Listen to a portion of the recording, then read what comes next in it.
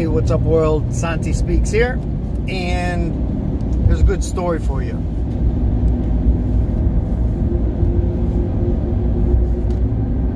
Over the last couple of years, I've gotten to know several homeless people pretty well in the city. And there's an elderly gentleman. I don't want to say elderly because he ain't too much older than me. But there's an older guy who has been living in an alley by where I work.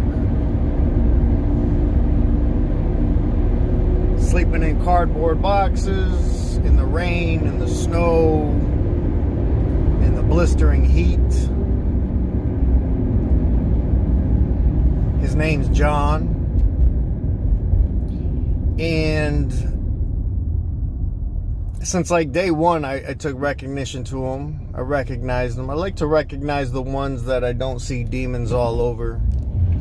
And just say hi, reach out, say, hey, how you doing? What got you in the situation? Tell me a little bit about yourself. Make them feel human. The city is so full of anger, chaos, just dark energy. Now, Grand Rapids City names itself Beer City. That's its nickname. To me, that's not a wise nickname. Alcohol does nothing good for people except have them spend more money. Alcohol is a disease. Anyhow, that's another subject. So, I've watched this man endure hardships of terrible weather. And over this past winter, he lost several fingers and toes due to frostbite. He slipped, fell, broke his arm. And even with all these conditions, he remained outside in the elements. And he had an apartment. I'm going to get his full story soon. But he had an apartment. And he couldn't stay there any longer because, according to him,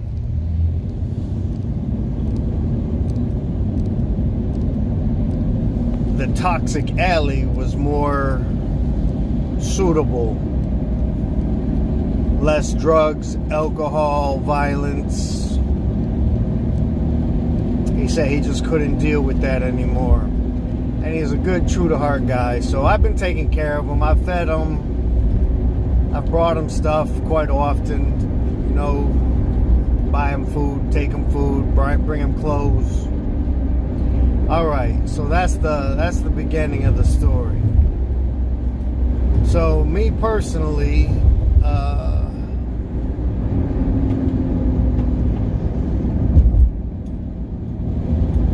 I don't feel comfortable in an environment where I have to dress up, wear suit and tie and nice shiny shoes. It's just not me. I think it's gross. I think it's fake. I think it's money based, it's financially based.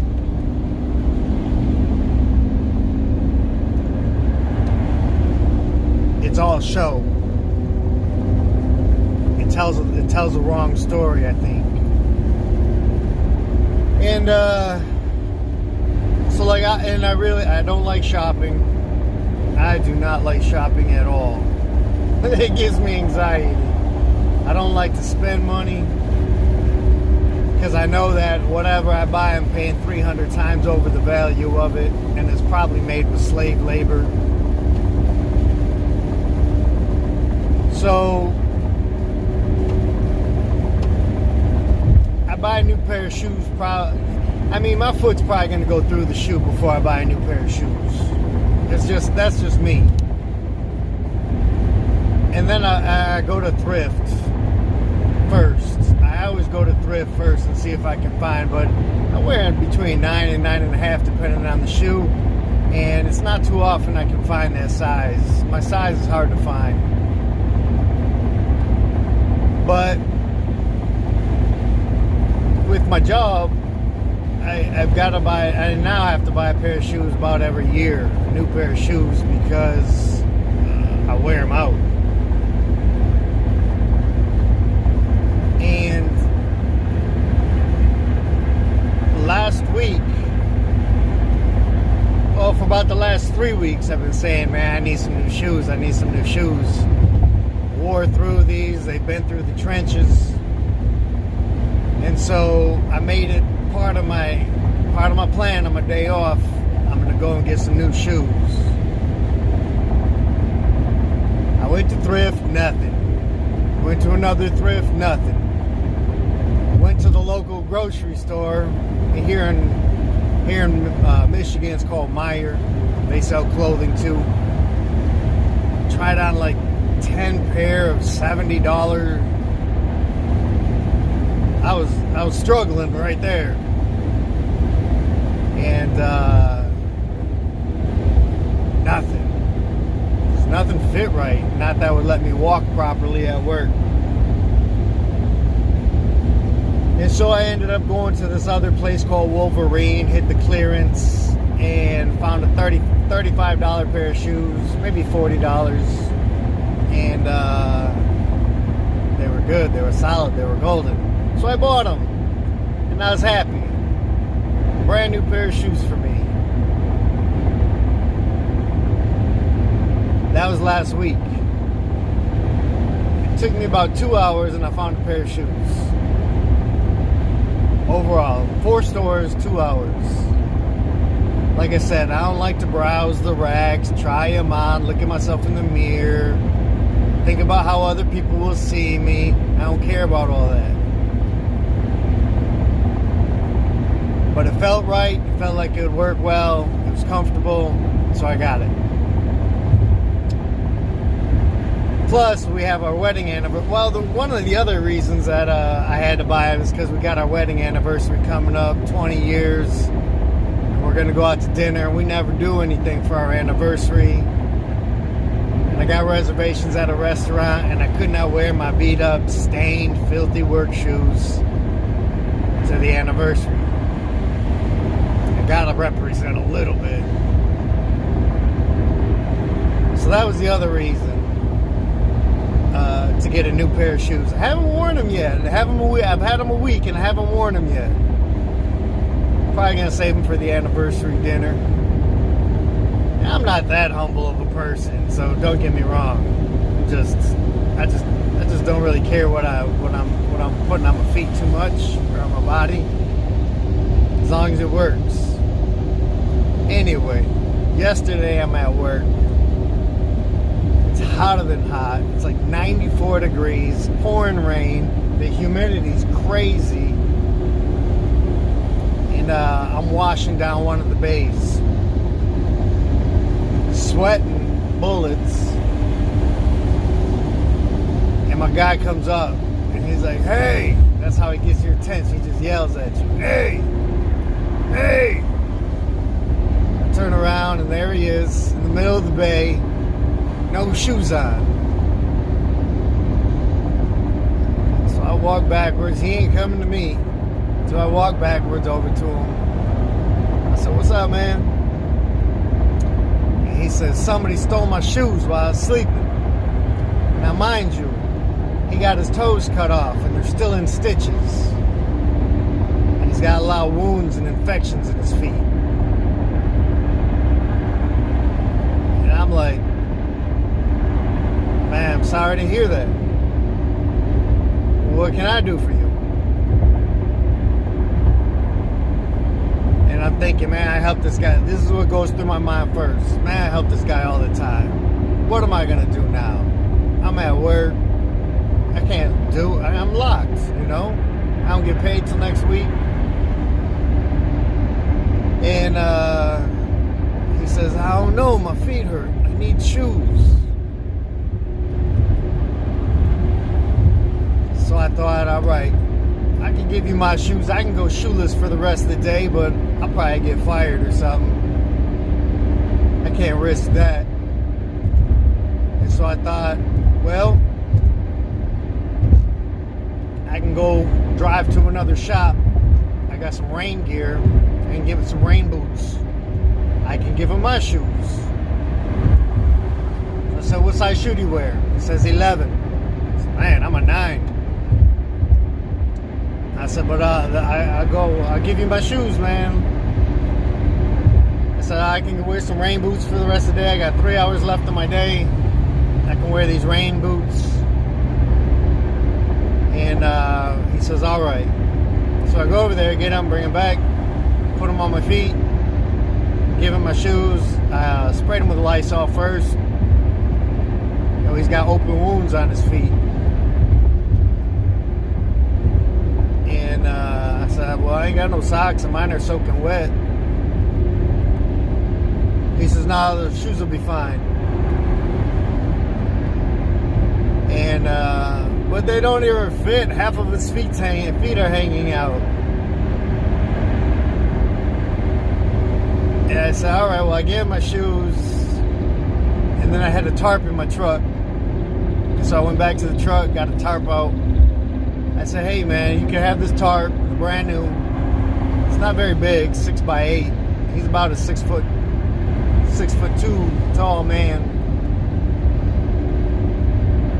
And I said, at least this will keep you dry. And I brought him a nice tea for my lunch. And he's sitting there. He's sitting down on the concrete with his head between his hands. He just looked distraught. And I've been there. Like, he gave up all hope. I said, hey, man, all right. I don't know. I went back to the shop. And Jesus is talking to me all this time. Like, me giving him my shoes, that wasn't me. That was the Lord saying, give him your shoes.